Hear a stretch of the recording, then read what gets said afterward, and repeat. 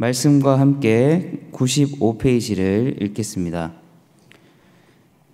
24장은 결혼에 관한 여러 가지 규정들이 이어집니다.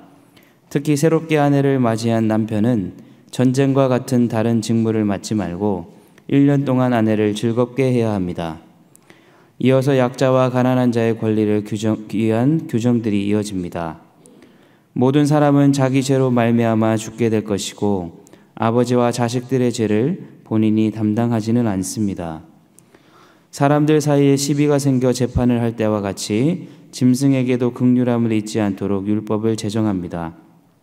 아들이 없이 죽은 남편을 대신하여 그 형제가 대를 잇도록 한 수혼 규정과 온전하고 공동한 척도와 무게로 측정할 것을 규례로 두어 하나님 앞에 가증함이 없도록 합니다. 그리고 하나님을 두려워하지 않고 출애굽 길에 이스라엘 백성들을 곤란하게 한 아말렉을 진멸시킬 것을 율법으로 명시합니다. 아멘.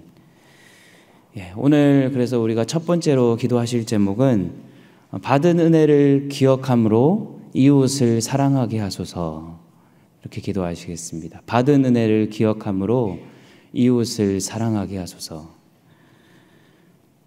이 신명기를 우리가 쭉 읽어가고 있는데요, 이 신명기에 흐르고 있는 정신은 형제의 사랑입니다. 그 형제들을 사랑할 수 있는 근거가 바로 오늘 말씀에 있는데, 그것은 바로 하나님께서 우리의 생명을 소중하게 여기셨다. 이것이 바로 형제 사랑의 근거가 된다는 것입니다. 하나님께서는 이 출애굽의 역사를 통해서 이스라엘 백성들의 생명을 구원하셨습니다. 그리고 하나님께서는 백성들이 그 위대했던 출애굽의 여정, 출애굽을 그 일을 기억하기를 원하신다는 것이죠.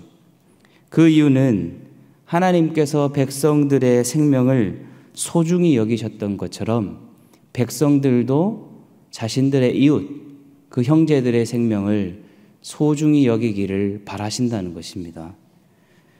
우리가 함께 오늘 읽었던 말씀 24장 6절의 말씀을 우리 한번 다 같이 읽어보겠습니다. 24장 6절입니다. 시작. 사람이 맷돌이나 그 윗짝을 전당 잡지 말지니 이는 그 생명을 전당 잡음이니라. 아멘. 여러분, 이 맷돌이나 그 윗짝을 전당 잡는다라고 하는 말이 무슨 뜻이겠습니까? 그 당시 이 맷돌은요, 사람이 먹을 것에 있어서 필수적인 도구였습니다. 요즘 말로 하면 뭐 밥솥이 될 수도 있고, 어쨌든 그 식생활에 있어서 필수적인 도구가 바로 맷돌이었습니다. 또 윗짝이라고 하는 것이 웃옷을 가리키는데요, 사람이 옷을 입고 살아야 되지 않습니까? 그래서 사람이 입고 사는 것에 가장 필수적인 것을 의미합니다. 다시 말하면 이 의식주, 사람의 기본적인 생계수단, 그 기본적인 생계수단을 박탈하는 것은 그 사람의 생명을 빼앗는 것과 마찬가지다라고 하는 뜻이 되는 것이죠. 결국 하나님께서는 우리의 이웃들에게 자비를 베풀어 주기를 원하십니다.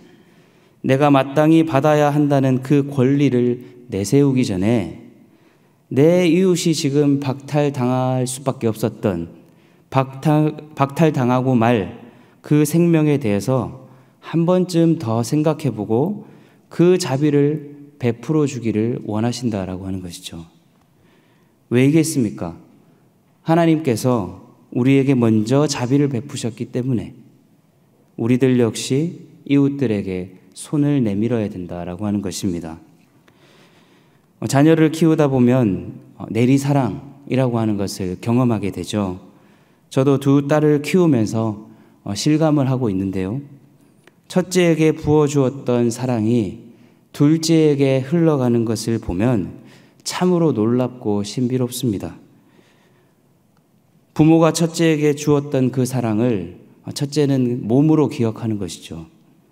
그리고 고스란히 그 사랑의 언어를 둘째 동생에게 흘려보냅니다. 하나님께서는 그런 의미에서 우리에게 반면교사가 아니라 정면교사의 모습을 보여주셨습니다.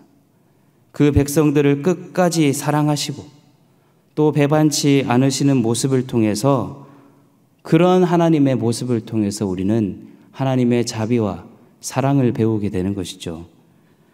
그래서 어쩌면 우리의 이웃을 진심으로 사랑할 수 있는 사람은 하나님의 사랑을 경험한 사람입니다. 만일 그 사람이 부정적인 하나님의 모습을 경험했다라고 한다면 이웃에게 자비를 베푼다는 것은 결코 쉬운 일이 아닐 것입니다. 그래서 하나님께서는 끊임없이 우리가 하나님께로 받은 그 자비를 기억하라고 요구하고 계시는데요. 우리 함께 24장 22절 말씀을 함께 읽어보겠습니다. 24장 22절 함께 읽습니다. 시작. 너는 애굽 땅에서 종되었던 것을 기억하라. 이러므로 내가 내게 이 일을 행하라 명령하노라. 아멘. 이 애굽 땅에서 종살이했던 기억은 아주 쓰라린 기억이었지만 동시에 하나님의 자비를 경험할 수 있는 은혜의 기억이기도 합니다. 애굽의 질서 속에서는 이 자비라고 하는 것이 허용되지 않았지만 하나님께서는 백성들에게 한없는 자비를 베풀어 주셨습니다. 우리가 교회 생활을 하면서 가장 저지르기 쉬운 실수는 다른 사람이 하나님의 자비를 누리는 것에 대해서 인색하다는 것이죠. 다른 사람이 잘 되는 꼴을 못 봅니다. 그래서 시기와 질투가 생겨나죠. 그럴 때마다 우리가 무엇을 해야 될까요? 자신을 돌아보면서 자신에게 은혜를 베푸셨던 그 하나님의 자비하심을 떠올리는 것입니다. 사실 그것 외에는 왕도가 없는 것 같습니다. 사람이 망각의 동물이기에, 그래서 하나님의 은혜를 잊어버리는 배은망덕한 존재이기 때문에, 하지만 이 기억이라고 하는 것, 하나님께서 출애굽해 주시고 구원해 주셨다라고 하는 이 기억이라는 것을 통해서 우리는 새로운 존재로 거듭날 수 있게 된다는 것입니다. 그래서 오늘 이 새벽에 기도하실 때에 하나님, 당신의 은혜를 기억함으로 이웃에게 자비를 베푸는 자 되게 하여 주시옵소서. 끊임없이 세상의 소리는 그 은혜의 기억을 잊혀지게 하고 자비를 베푸지 못하도록 하지만 내 생명을 귀하게 여기신 우리 주님께서 나를 구원하여 주신 것처럼 나 역시 이웃의 생명을 귀히 여길 수 있도록 인도해 달라고 기도하시는 저와 여러분 되기를 간절히 소망합니다. 아멘. 두 번째로 기도하실 제목은 우리 다 같이 한번 따라해 보겠습니다. 모든 것을 사랑의 관점에서 바라보게 하소서. 네, 우리 신명기 25장을 보실 텐데요. 25장에서 다루는 핵심 주제가 바로 이것입니다. 25장 1절에서 3절을 보시면은요, 엄중한 징벌을 내릴 때에라도 자비를 베풀어라 라고 말하고 있습니다. 25장 2절 3절 우리 함께 읽어보겠습니다. 25장 2절 3절 시작. 악인에게 태형이 합당하면 재판장은 그를 엎드리게 하고 그 앞에서 그의 죄에 따라 수를 맞추어 때리게 하라. 40가지는 때리려니와 그것을 넘기지는 못할지니 만일 그것을 넘겨 매를 지나치게 때리면 내가 내 형제를 경히 여기는 것이 될까 하노라. 아멘.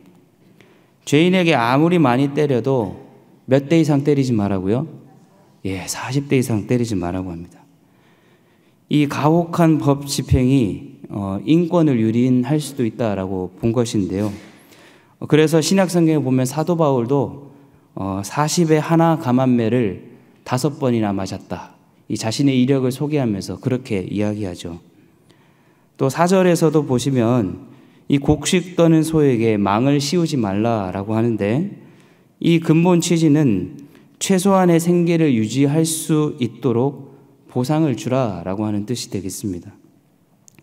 그리고 5절부터 10절까지는요, 이 죽은 형제의 대가 끊어지지 않게 하라는 것인데, 이 죽은 형제의 아내를 거두어 드린다라고 하는 것은 당시로서는 경제적 손실을 감당해야 되는 일이었습니다.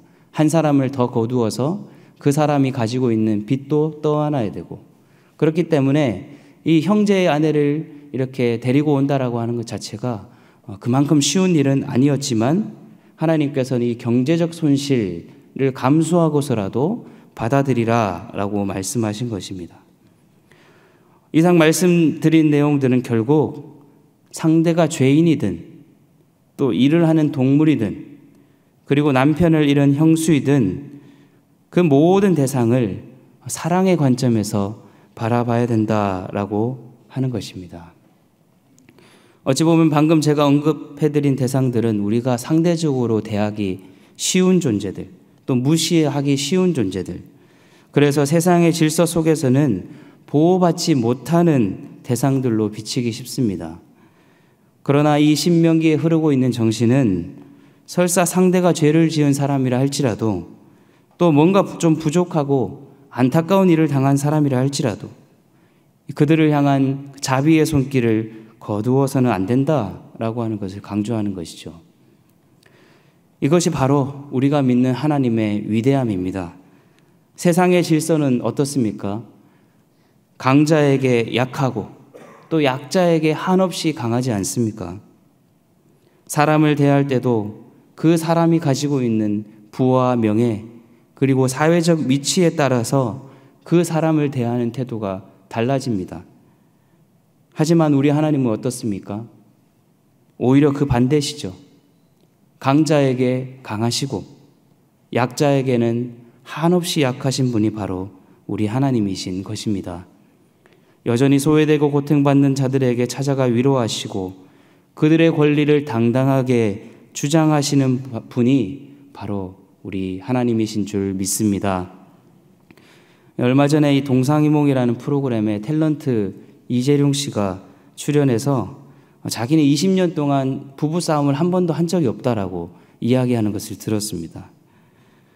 그 비결에 대해서 이야기한 것이 있는데요. 그 비결은 바로 일방적으로 KO패 당하기라고 하는 것입니다. 이 싸운다는 게 뭡니까? 원래 이제 서로가 부딪혀야 되는데 자기가 일방적으로 깨지기 때문에 특별히 싸울 일이 없다라고 하는 것이죠. 저도 가끔씩 생각해 보면 아내랑 갈등이 생기는 그 이유를 곱씹어 보니까 굳이 세우지 않아도 될 대립각을 세우기 때문이었습니다. 그러고 보니 우리 하나님께서도 우리에게 일부러 져주시고 연약한 우리를 더욱 배려해 주시는 분이라는 생각이 들었습니다. 죄도 많고 또 연약하고 부족한 우리들이지만 그럴수록 그런 우리들을 더 품으셨던 그 하나님의 모습이 떠올랐습니다. 하나님께서 만일 우리를 그 사랑의 시선으로 바라보지 않으신다면 어찌 이러한 일들이 가능하겠습니까? 얼마든지 하나님께서는 우리의 삶의 모습들에 대해서 신랄하게 비판하고 따지실 수 있습니다. 또 우리를 문책하실 수 있고 왜 율법을 지키지 않았냐고 책망하실 수도 있습니다. 하지만 하나님께서는 우리를 그렇게 함부로 대하지 않으십니다. 인격을 모독하지도 않으십니다.